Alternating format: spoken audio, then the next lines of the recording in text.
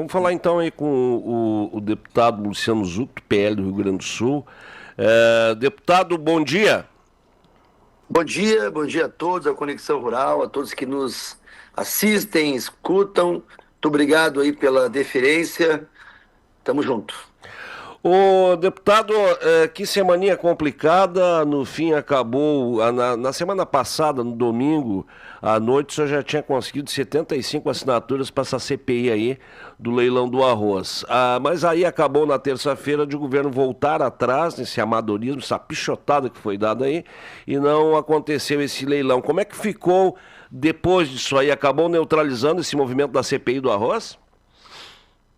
Olha, eu vou te falar ali da pichotada, dessa sujeira, dessa lama que é essa gestão federal. Nós estamos permanecendo, né, buscando mais assinaturas, já passamos de 140. Eu tenho o compromisso de vários partidos que semana que vem também vão nos apoiar. Nós vamos conseguir as 171 assinaturas. Ontem eu debati no meio de comunicação, numa televisão, com o deputado do PT, e olha, eles estão apavorados porque são suspeitas, para não já me complicar, mas muito pesadas em cima desse leilão. Como é que tu pode pegar empresas com razão social de sorveteria, de venda de queijo, aluguel de veículo, loja de suco, lojas que tinham capital social de 80 mil reais na véspera do leilão e 3, 4 dias depois passa a ser 5 milhões. Tem suspeita de petrolão, de mensalão, do arrozão em cima disso. Então a gente precisa avançar com essa CPI. É importante salientar quem nos escuta, quem nos assiste. O Rio Grande do Sul tem arroz suficiente para abastecer o mercado nacional. Eles mentem quando falam que aumentou 19%, aumentou 1,47%, dito pelo Antônio da Luz, da Farsul. Nós temos aí a batata inglesa que aumentou, essa sim, quase 20%, a cenoura 6%, outros legumes aumentaram muito mais, e por que não foi feito o leilão? Há uma direta ação politiqueira desse Pimenta aqui no estado, um cara que veio aqui para intervir na gestão do governador Eduardo Leite, que eu tenho as minhas diferenças, mas esse governo federal está fazendo politicagem com a gente, no momento que a gente mais precisa de ajuda, que é gastar 7 milhões em arroz, deixando de comprar um arroz de excelente qualidade, para comprar um arroz que tem em seus estudos aí, inclusive parabenizar a Farsul, que contratou técnicos na linha toxicológica, que falam que lá eles usam defensivos, pesticidas que são proibidos aqui no Brasil.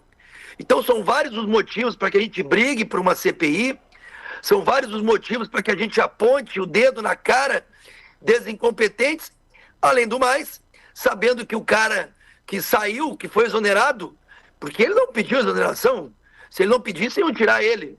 E está dando tiro para tudo que é lado. Falou, inclusive, numa outra entrevista, que não está querendo que o ministro Fávaro caia, mas não vai sujar a sua reputação. Ou seja, tem boi na linha, tem confissão de culpa, e a gente vai trabalhar em cima disso para atingir as 171 assinaturas. Quantas nós já temos, deputado? Ontem à noite, quando eu conversei com a minha assessoria, estávamos em 141. Ou seja, hoje pode ser que a gente tenha um pouquinho mais, mas gira em torno aí de 30 assinaturas para que a gente possa apresentar para o presidente da Câmara. Eu estou muito satisfeito com a repercussão, eles estão muito desgastados. Não tenho dúvida que o anúncio de uma possível CPI foi determinante para eles cancelarem esse leilão. Eu também acho. E a gente vai agora, porque se a gente conseguir instalar essa CPI, rapaz, tem boi na linha. Como eu disse, nós vamos conseguir levantar irregularidades, porque ninguém sai de um leilão se não tiver a certeza do erro. Para tu teres uma ideia, no início do ano eles fizeram um leilão no milho com a mesma empresa que eles falaram que era frágil para o leilão do arroz. Ou seja, já era um modus operandi deste governo. E aí teve uma questão também interna política que foi e teve a figura de Neri Geller, secretário de Política Agrícola, como pivô de tudo isso aí. O fato é que antes do leilão e após esse leilão também se viu, como o senhor citou aí, essas empresas sem condições nenhuma de se habilitar, depois se viu que havia uma certa promiscuidade nas relações de Neri Geller com uma das tradings responsável pelas empresas aí do leilão. Mas a gente fica pensando o seguinte, né, Tchê?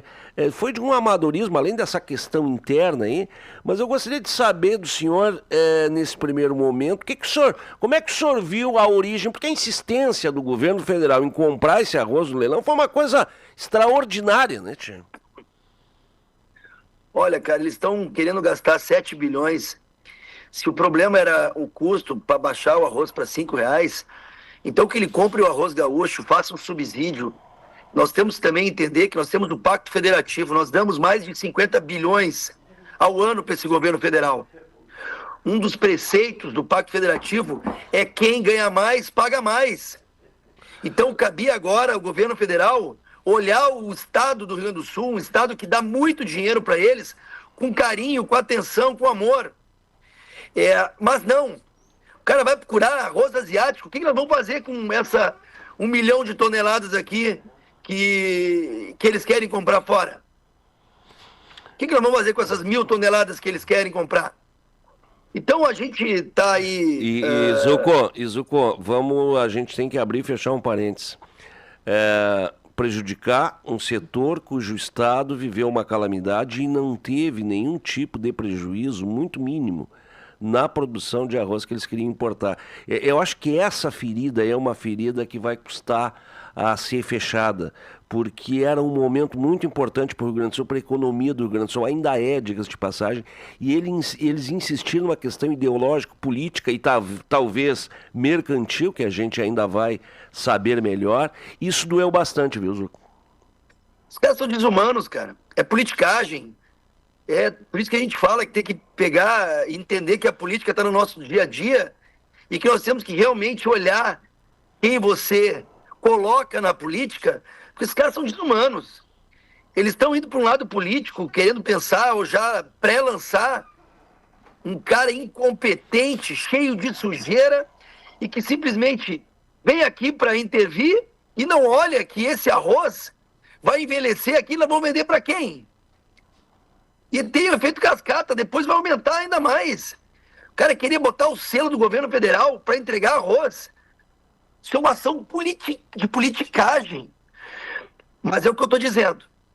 Nós estamos atentos, já quebramos esse leilão que eles queriam fazer. Vamos, não só judicialmente, mas mantendo a CPI. Eu pretendo conversar com o presidente Arthur Lira essa semana. É muito importante que ele faça esse gesto ao Rio Grande do Sul. E eu peço à Conexão Rural e a todos que são do agro, que façam essa pressão nos seus parlamentares, não só para que assine, mas que se instale essa CPI, para que seja respeitado o agronegócio brasileiro, não só gaúcho. Somos responsáveis por 1/4 do PIB do país. O nosso estado é o maior produtor de arroz do Brasil. E aí tu vem um governo, que eu repito, desumano, irresponsável, precoce, que simplesmente não escuta os arrozeiros, a Federa Arroz ou a Farsul, e vem com essa palhaçada de querer comprar arroz asiático, o arroz de baixa qualidade se comparado ao nosso. E aí a gente está aí passando por um período extremamente triste, onde precisamos de toda ajuda, precisamos do recurso federal que nós damos. Eles não estão dando nenhuma moleza para nós, eles não estão fazendo favor nenhum. Que deixassem dentro do Pacto Federativo o que a gente arrecada aqui dentro. Nós precisamos nos reerguer, construir casas, construir vidas, construir cidades. E aí agora o cara vem numa atitude, parece que revanchista, porque na cabeça deles o agro é direitista e fascista. Então, numa ação revanchista, eles querem deixar de comprar um arroz já colhido, para para ficar buscando no mercado externo. Enfim, eu quero deixar essa reflexão para todos que nos escutam. Podem ter certeza que nós vamos lutar dia a dia para que seja respeitado o nosso agro brasileiro e gaúcho, principalmente nesse momento. E com certeza esse governo federal vai pagar por tudo que está fazendo. Uma outra linha que o senhor tem trabalhado, inclusive com a CPI do MST, é nas invasões de terra, né? Eu tive uma informação que nós tivemos um ensaio ou uma invasão essa semana aqui no noroeste do estado. Como é que o senhor tem acompanhado isso aí, deputado? Esses caras estão... O governo é tão... O governo é tão sem moral que eles enchem de cargos integrantes desse movimento criminoso no governo e mesmo assim não são respeitados. Mas nós aprovamos uma lei na Câmara que todo invasor vai perder possíveis benefícios, como programa social, Bolsa Família, nomeação em cargo público. Ou seja, nós vamos cortar na raiz esses problemas. Essa tentativa não se vingou, os estados estão atentos, já vários governadores têm as suas legislações, as suas formatações para impedir esses crimes que acontecem no campo, porque de coitadinho eles não têm nada. Falo isso dos militantes, porque tem muita gente inocente que é enganada por esses militantes sem vergonhas, que ficam aí enganando a população mais carente, com uma promessa de terra, com uma promessa de produção, e na verdade cometem não só o esbulho possessório, mas corrupção de menores, trabalho análogo à escravidão, porte ilegal de arma, crimes ambientais, enfim. Nós também não vamos desistir de mostrar que valorizamos o pequeno, médio e grande produtor, que valorizamos a agricultura familiar, mas que não admitimos crimes que são cometidos por um grupo eleitoreiro, um grupo que esconde ali uma grande máquina do PT, e a gente vai atrás, pode ter certeza. Para a gente concluir, eu sei que o senhor tem compromisso. O senhor está em Porto Alegre ou Brasília? Porto Alegre, hoje já estou saindo aqui para um compromisso. Tá. Quero agradecer a oportunidade de falar com vocês. Tá, deixa só para a gente concluir. O senhor tem acompanhado aí esses direcionamentos de recursos federais aqui para o Rio Grande do Sul, das enchentes? A gente vê muito barulho, mas efetivamente até agora pouca coisa. Como é que o senhor tem visto isso aí? Os caras são os atores. Eu vejo ele como eles estão perdendo dinheiro para entrar em algumas novelas ali. Estava conversando com vários prefeitos. Vários prefeitos me retrataram que não só não chega, como aquilo que chega é por meio de uma burocracia enorme, de um plano. Tu imagina uma cidade que ficou 95% submersa, tem que ficar fazendo planos de... Pô, eles têm que liberar algum recurso a fundo perdido imediatamente. Tem que mandar... eles abrem linhas de financiamento. Quem é que vai conseguir pagar com uma cidade destruída? Ajuda de verdade, o país é de todos. Então, são marcas de um governo feito de narrativas, um governo mentiroso, e eu não tenho dúvida que tudo isso vai ficar muito esclarecido ao longo do tempo. Estão prometendo demais e fazendo de menos. Quero lhe agradecer muito, não só a sua participação aqui, mas a sua participação como parlamentar. Está bem na cara que o senhor é um homem que não se omite. E a gente sabe que se paga um preço muito alto, às vezes, por ter opiniões fortes, assim, por ter posicionamentos fortes.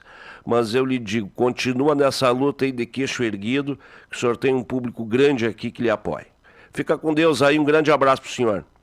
Muito obrigado, querido. Quero agradecer a Conexão Rural para terminar só para os amigos entenderem o padrão de que é essa política nacional. Fui processado por invadir uma invasão. Ou seja, levei os deputados numa invasão para mostrar as irregularidades, os partidos de esquerda me processaram. O outro processo, fui lá verificar uma invasão, cheio de gente de olho claro e cabelo loiro, se dizendo índio, também entrou uma ação contra mim, dizendo que eu estava importunando uma tribo, não sei do que. Não é fácil, a política nacional é feita realmente ainda de forma muito imatura, mas eu agradeço todo o apoio, todo o carinho, todo o respeito, e pode ter certeza, a gente vai fazer o que é certo e não o que é fácil. Um grande abraço, uma ótima manhã. Para o senhor também, um bom trabalho aí.